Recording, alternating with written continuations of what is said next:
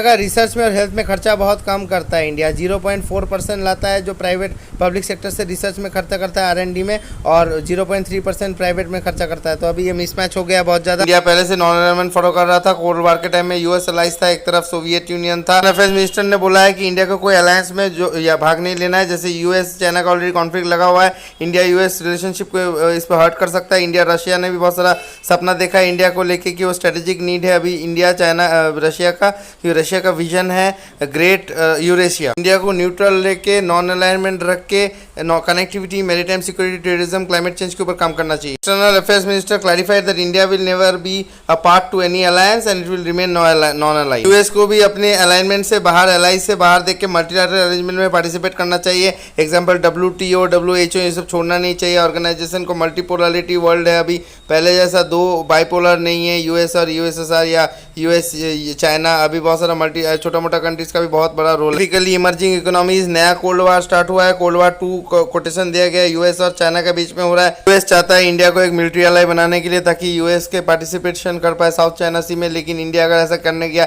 और यहाँ पे China will turn more hostile and there will also facing border tension. IOR region में India और चाइना का कोई डायरेक्टली सी वारफेयर या कोई कॉन्टैक्ट नहीं हुआ है, कन्फ्रंटेशन नहीं हुआ है, तो ये भी हो सकता है आगे जाके अगर क्वाड का मेंबर बनता है तो। Growing and assertive China retaliate कर सकता है, जो इंडिया के लिए भारी पड़ेगा, क्योंकि इंडिया अभी भी नेवी कैपेबिलिटीज उतना बिल्ड नहीं कर पाया इंडियन ओशन रीजन पे, और टोटली ऑस्ट्रेलिया वगैरह के ऊपर डिपेंड करेगा।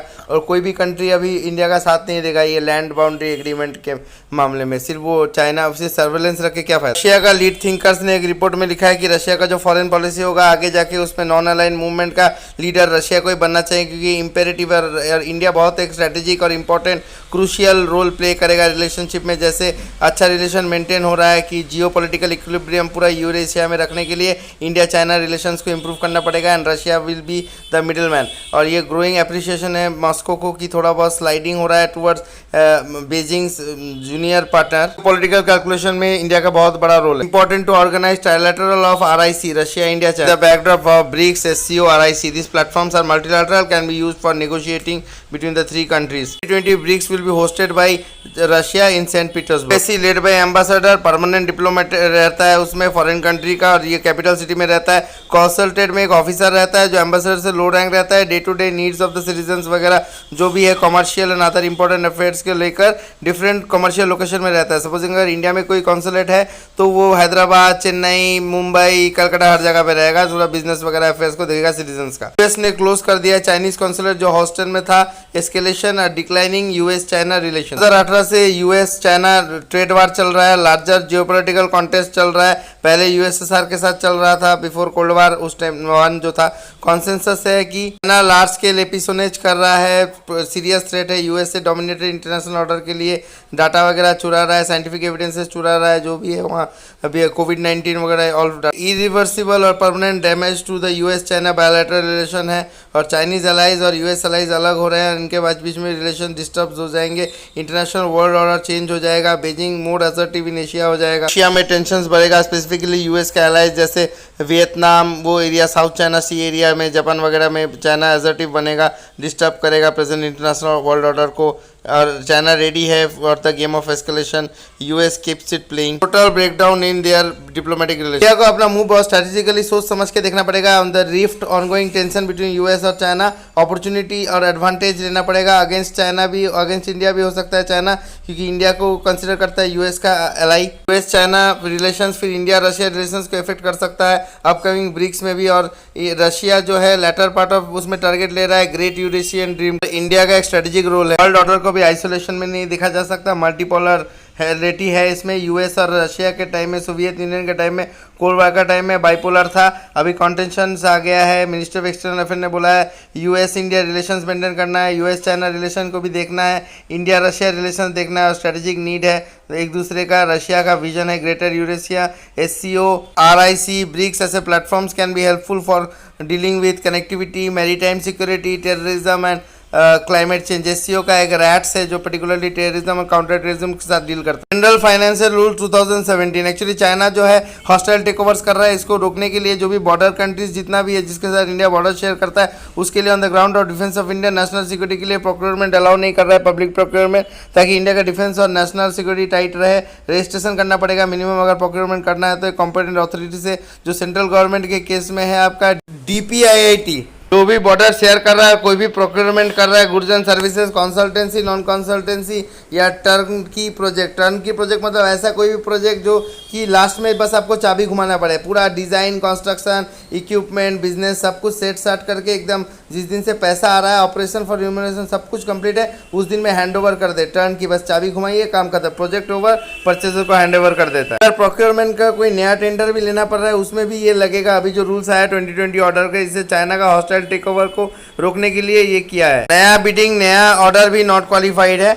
और कॉम्पिटेंट अथॉरिटी जो है वो है रजिस्ट्रेशन कमेटी एक बनेगा DPIIT के अंदर में, department for promotion of industry and internal trade के लिए। और ये पॉलिटिकल एंड सिक्योरिटी क्लियरेंस मिलेगा external and home affairs minister से, तभी होगा, ये मैंडेटरी। एक्सटर्नल रिलेशन को भी जज करना पड़ेगा भाई, एक्सटर्नल मिनिस्टर, इंटरनल मैटर को होम मिनिस्ट्री जज करेंगे, उसी के बाद जो है उनको देंगे। Public sector bank, autonomous bodies, financial institution, कोई ऑल इंडिया लेवल का IBTI, DBI, कुछ भी, CPSE मतलब वही सेंट्रल पब्लिक सेक्टर एंटरप्राइज, सब कुछ का में ये ऑर्डर इंक्लूड कर रहा है। PPP मोड में जितना भी हो रहा है गवर्नमेंट डेटा टेकिंग सारा, पब्लिक या कोई भी PPP या कोई भी गवर्नमेंट को हॉस्टाइल टेक ओवर नहीं कर पाएगा चाइना, स्पेसिफिकली सेंट्रल गवर्नमेंट का पब्लिक एंटरप्राइज। स्टेट गवर्नमेंट का भी इंपॉर्टेंट रोल है नेशनल सिक्योरिटी डिफेंस के लिए, इसलिए chief secretary of the state government को लिखा है CM PM लोग, मतलब सेंट्रल गवर्नमेंट की तरफ से, कि जो भी प्रोक्योरमेंट अगर आप लोग दे रहे होते कॉम्पिटेंट अथॉरिटी कम से कम कॉन्स्टिट्यूट कीजिए, but political and security clearance छोड़ के मत दीजिएगा। आर्टिकल 257(1) का बहुत बड़ा रोल है implementation of this order, specifically with regard to state government. Union government का एग्जीक्यूटिव पावर वहां तक एक्सटेंड करता है जहां तक वो स्टेट गवर्नमेंट को डायरेक्शन दे सकता है कुछ भी करने के लिए फॉर नेसेसरी पर्पस, लेकिन स्टेट गवर्नमेंट फिर इम्पीड नहीं करेगा, उसको क्रॉस नहीं करेगा या प्रिजुडिस नहीं रखेगा the exercise of the powers of union. Article 257, यह 7 कंट्रीज के साथ बॉर्डर शेयर करता है, यहाँ देख लीजिए। मेडिकल सप्लाईज खरीदने में थोड़ा रिलैक्सेशन दिया है मेडिकल कोविड-19 रिलेटेड पैंडेमिक में 31 दिसंबर 2020, मतलब इस साल का अंत तक। चाइना पाकिस्तान जैसा महान कंट्रीज को नहीं, छोटा मोटा कंट्रीज। कोविड-19 के टाइम में लाइन ऑफ क्रेडिट देने वाला है, extended to Bangladesh, Nepal and Myanmar. नया ऑर्डर से इन लोगों को बाहर रखा है, वो लोग क्या बेचारा लोग हॉस्टाइल टेक ओवर करेंगे। क्या साउथ कोरिया का कल्चर रिलेशन है, लेकिन इकोनॉमिक पार्टनरशिप केवल 22 बिलियन का है। डिफेंस पार्टनरशिप भी बहुत कम है, just sale and purchase of weapons है। India south needs to more engage South Korea के साथ, पीपल टू पीपल एंगेजमेंट होना चाहिए, रिलेशनशिप एम्पैथी के ऊपर बेस्ड होना चाहिए, ओपननेस, क्यूरोसिटी और वार्म। हम यूसा के हिसाब से the heritage history of 3 kingdom है। 13th सेंचुरी के टाइम में प्रिंसेस थी अयोध्या की, उसका नाम था सूरी रत्ना, ठीक है। यहाँ पे अशुर लोग थे, उसे याद रखिएगा, सूरी रत्ना। वो केम टू कोरिया, वो कोरिया गई थी और किम सुरू से शादी की थी। तो यहाँ पे सूरी रत्ना किंग सुरू से शादी की थी और बिकेम, जैसे अभी किम जोंग है वैसे किंग सुरू, और बिकेम क्वीन हुर हवांग। 48 AD का बात है। हावेचो या हवांग जियो ने भी इंडिया विजिट किया था 723 से 729 तक, और pilgrimage to 5 kingdoms of India visit किया था। ये बुद्धिस्ट मॉन्क थे। और ट्रैवलॉग भी डिस्कवर्ड, ये 1908 में चाइना में डिस्कवर हुआ था, बाद में डिफरेंट लैंग्वेज में पब्लिश हुआ है, अभी हिंदी में under the Agassiz of UNESCO. Rabindranath Tagore ने भी एक पोएम लिखा था लैम्प ऑफ द ईस्ट, जो 1929 में about Korea's glorious past. Please go through this act east policy और कैसे करके इंडिया साउथ कोरिया को रिलेशन डेवलप करना चाहिए।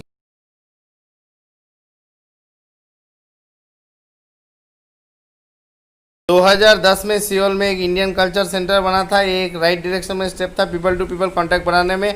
ICC मतलब इंडियन कल्चर जो है वो ऑर्गेनाइज करेगा सेशन, ताकि इंडियन कल्चर ट्रेडिशन या क्यूजिन के ऊपर अर्बन पीपल या रूरल पीपल सबको मिला के कुछ हम लोग सर्विसेज वहाँ पे दे पाए। और वैसे ही साउथ कोरिया को भी यहाँ पे इंडिया में कल्चरल सेंटर करना चाहिए और वार्म वेलकम देना चाहिए, ताकि कल्चरल डाइवर्सिटी एक दूसरे का एक्सचेंज हो, बैलेंस ऑफ पावर भी रहे रीजन में, और दोनों मिलकर कोऑपरेट करना चाहिए to fill in the cultural gap, एक दूसरे के कल्चरल से सीख के। चाइनीज एम्बेसडर टू इंडिया ने स्ट्रेस किया है कि चाइना का नेशनल सिक्योरिटी में के ऊपर बहुत ज़्यादा दखलंदाजी हो रहा है बाहर का पावर से, USA इंडिया बहुत ज़्यादा। तो ये चाइना का सॉवरेंटी के अगेंस्ट में एक चैलेंज है, क्योंकि चाइना ने लॉ बनाया for safeguarding national security in Hong Kong special administrative region HKSAR, जो है म्यांमार। हांगकांग के इंडिपेंडेंस के लिए वहाँ पे सेपरेटिस्ट मूवमेंट चल रहा है, सपोर्ट मिल रहा है फॉरेन नेशन से, जो कि वो हेल्प कर रहा है उन लोगों को। जैसे अमेरिका वगैरह नेगेटिव ग्रोथ चल रहा है वहाँ पे, डिकेड से अनएम्प्लॉयमेंट रेट बहुत ज़्यादा हो गया है, बहुत एक डिकेड से नेगेटिव रेट अभी चला गया है, बहुत ज़्यादा जीडीपी कम हो गया है, 10 साल में सबसे लो है। इसके साथ जो है वो इनेक्टेड किया गया है रिसेंटली स्टैंडिंग कमेटी, और ये चाइना का जो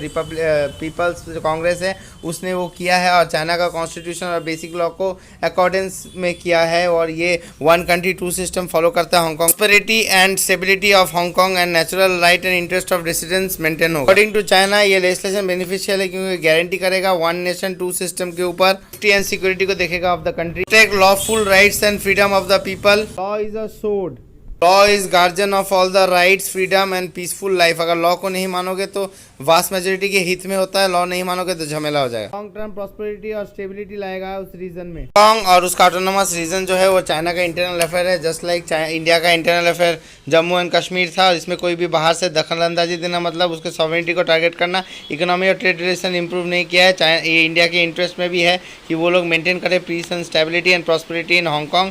हांगकांग का जीडीपी बहुत कम हो गया लास्ट 10 ईयर्स में, सैंक्शंस हो गया। It is hoped that India will uphold the fairness and injustice and respect and support China's efforts and safeguard national security in Hong Kong in accordance with law। लेकिन ये कश्मीर के case में क्या कर रहा है, लेजिस्लेशन से बेटर प्रोटेक्ट होगा इंटरेस्ट ऑफ फॉरेन इन्वेस्टमेंट्स, और इससे इंडिया को भी फायदा होगा और लेजिटिमेट राइट्स भी मिले। सूरी रत्ना फ्रॉम अयोध्या जो साउथ कोरिया गई थी, 15 फरवरी 2020 में एससी ने वर्डिक्ट दिया कि वुमेन ऑफिसर जो आर्मी में है उनको परमानेंट कमीशन मिलना चाहिए। पहले सिर्फ शॉर्ट सर्विस कमीशन मैक्सिमम 14 साल तक, पहले 10 साल, उसके बाद मैक्सिमम 4 साल तक। जो लॉ जज वगैरह, एईसी जो अटॉर्नी जनरल वगैरह रहते हैं, इन लोगों को तो परमानेंट कमीशन मिल जाता है, लेकिन नॉन कॉम्बेटेंट रोल में, और कॉम्बेटेंट रोल में यहाँ देखिएगा नहीं मिल रहा है। आर्मी का सोल्जर से रूरल बैकग्राउंड से होता है, वुमेन को नहीं मानेगा एज अ कमांडेंट। हालांकि वुमेन जो है सेकंड इन कमांड काम करता है अंडर द कमांडेंट, तो ये थोड़ा सा अनइक्वालिटी नहीं हो गया, इनइक्वालिटी। और फिजिकल और मेंटल दिखा रहा है, या फिर साइकोलॉजिकल स्ट्रेस रहता है, वुमेन को बच्चा होने का खतरा रहता है, फैमिली से थोड़ा हिंड्रेंस रहता है, जेनेटिकली जो है बायास्ड है। 1992 से हुआ था, ये आर्ग्यू किया था, उसके बाद बोला नहीं ये इनइक्वालिटी ऑफ अपॉर्चुनिटी है। ऑस्ट्रेलिया, जर्मनी, इजराइल, यूएसए में तो चलता है ये सब, आर्मी और नेवी में सब अलाउड है। इंडिया के सामने बहुत सारा ऑप्शन है, मिलिट्री अलायंस कर सकता है अगेंस्ट चाइना क्वाड में, फिर रशिया के साथ वो ईस्ट यूरेशियन फोरम को ज्वाइन कर सकता है, एससीओ, फिर आरआईसी को यूज़ कर सकता है, तो इससे यूएसए नाराज़ हो जाएगा, इसीलिए एनएएम मतलब नॉन अलायंस का वो सिद्धांत रखा है। और कोलैबोरेटेड कैलिब्रेटेड बैलेंस भी मेंटेन करना पड़ेगा बॉर्डर टेंशन चाइना के साथ, और पैंडेमिक भी। कोल्ड वार 2.0 चल रहा है, और यूएस चाइना के बीच में रिथॉट है, नॉन अलाइन करना है। मिडिल पावर जैसे यूरोप हो गया, जापान, इंडिया, इन लोगों का इमर्जिंग का बहुत ज़्यादा रोल। यार other than looking for alliances, अपना मिलिट्री कैपेबिलिटी को बढ़ाना है, नेवल कैपेसिटी को बढ़ाना है, डिफेंस टाइज वगैरह इंप्रूव करना है, टेक्निकल नोहा और एफडीआई करना है, डिफेंस कैपेसिटी को घर में सेल्फ प्रोडक्शन करना है, ताकि जो बायर सेलर रिलेशन है चेंज हो जाए। चाइना में टेंशन है, हॉस्टल से निकाल गया है चाइना का कॉन्सल्टेट को, क्योंकि माना जाता है कि एपिसोनेज कर रहा था, वीज़ा फ्रॉड किया था, और जो लड़की थी जो वहाँ पे कर रही थी वो उसका टाइज था चाइनीज़ आर्मी के साथ, लेकिन क्लेम नहीं किया था, उसके केस में अरेस्ट वारंट इशू किया था। चाइनीज़ स्टूडेंट्स को बैन कर दिया है, चाइनीज़ ऑफिशियल जितना भी हांगकांग नेशनल सिक्योरिटी लॉ से कनेक्टेड है उनको भी बैन कर दिया, जो लोग किया था 1949 में,